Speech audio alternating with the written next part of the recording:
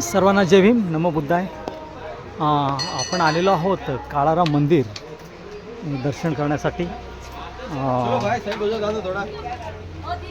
काळाराम मंदिर याचा जो सत्याग्रह आहे डॉक्टर बाबासाहेब आंबेडकरांनी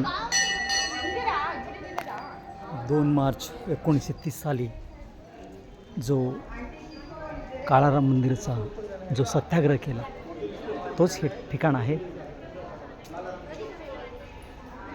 काळाराम मंदिराचा जो सत्याग्रह होता हा सत्याग्रह केवळ दर्शनाचा नसून हा एक मानवतेचा, स्वाभिमानाचा आणि हक्काचा लढा डॉक्टर बाबासाहेब आंबेडकरांनी केला.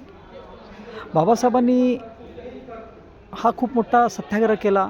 याच्यामुळे आपलं चौदार तळ्याचा सत्याग्रह म्हणा किंवा काळाराम मंदिराचा सत्याग्रह म्हणा, याचं एकमेव कारण की आपण कुठेतरी यांना आमचं भीक न मागता आमचा जो हक्क आहे, आमचा जो स्वाभिमान आहे, बाबासाहेबांना दर्शनाची तरी भूक नव्हती, परंतु एक माणुसकीची जी माणुसकीचा जो भूक होता बाबासाहेबांनी तो तुम्हाला मिळवून दिला. याच ठिकाणी सर्वात वरती आपणास दिसत नाही आहे, पण मी तरी बघत आहे इथून, तर या ठिकाणी 2 प्रतीक दिसतात तुम्हाला.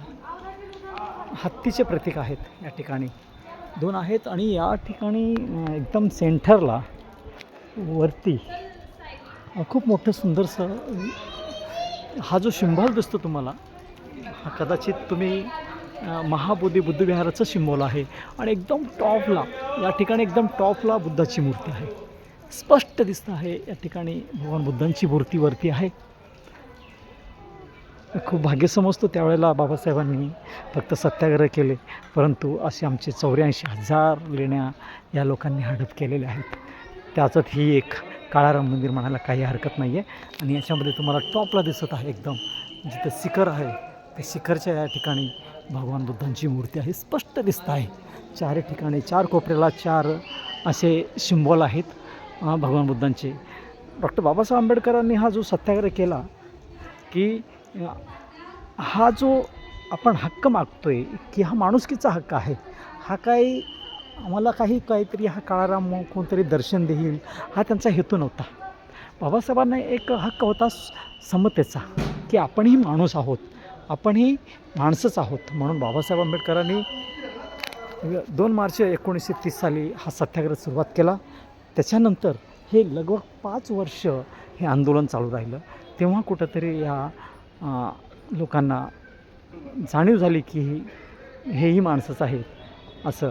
त्यावेळेला बाबासाहेबांचा जो विजय झाला, जो महाडचा विजय म्हणा किंवा इथला नाशिकचा काळाराम मंदिराचा विजय म्हणा, तेव्हा कुठंतरी आम्हाला न्याय भेटला. आज हा सर्वांसाठी खुला असलेला काळाराम मंदिर आहे.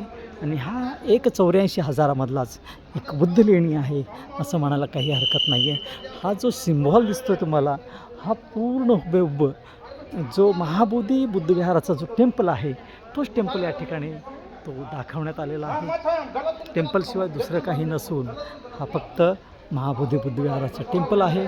आणि ह्याच शिखराला, एकदम शिखराला त्या ठिकाणी भगवान बुद्धांचे मूर्त्या पण आहेत. ही माहिती आपणास कशी वाटली हे आपण कमेंटमध्ये सांगा. नमो बुद्धाय, जय भीम.